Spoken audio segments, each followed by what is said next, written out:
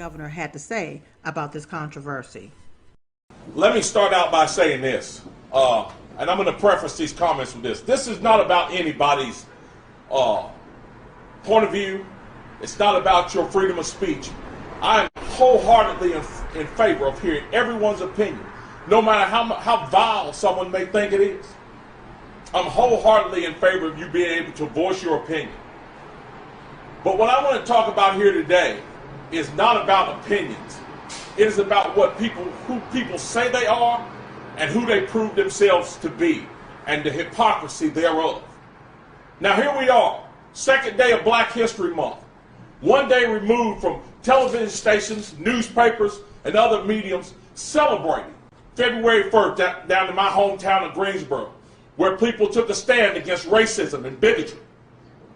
And on the second day of Black History Month, the first Black lieutenant governor of North Carolina has been portrayed as such by one of the largest news outlets in this state. Now, this is not a private individual.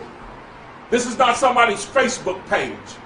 This is a newspaper that goes out to millions of readers. A newspaper that, if asked, would tell you they stand up for equality and freedom and justice, that would stand up and celebrate Black History Month.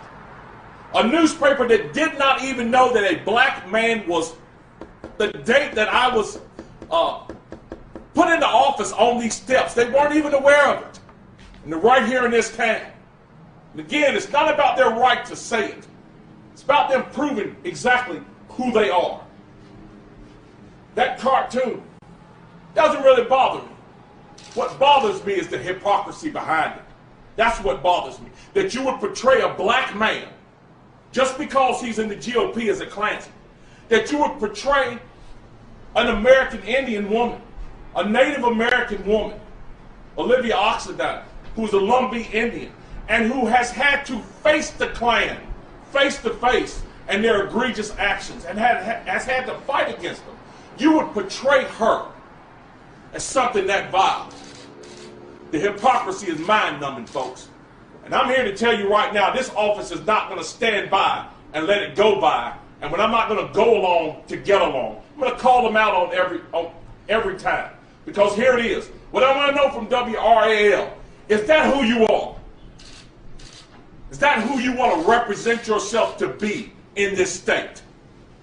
And again, it's not a private individual. It's not a private Facebook page. That is a newspaper. It sells itself to millions of people across this state that would put something that vile out. And so, these standards we're talking about, they're not divisive.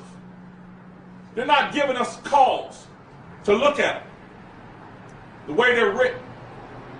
Put out things on social media about it. People are talking about this all across this state.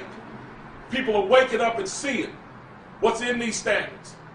And there's some serious discussions to be had about it. And if they're not divisive, how in the world do we end up here? From what I understand, the person who drew this is an 8th grade social studies teacher. If that's true, and he's teaching these falsehoods. Because by the way, wasn't anybody in the GOP that promoted the Ku Klux Klan and the ideals thereof? I can tell you who did that. If he's promoting this in WRAL, what is he doing in his classroom? So these standards are divisive. And this should give us pause to pump the brakes, slow down, and revisit this issue. And not pass these standards on tomorrow or on Thursday. Well, we're busy investigating people for simply going to Washington, D.C. And yes, the vast majority of people who went to Washington, D.C. just went to have their voice heard.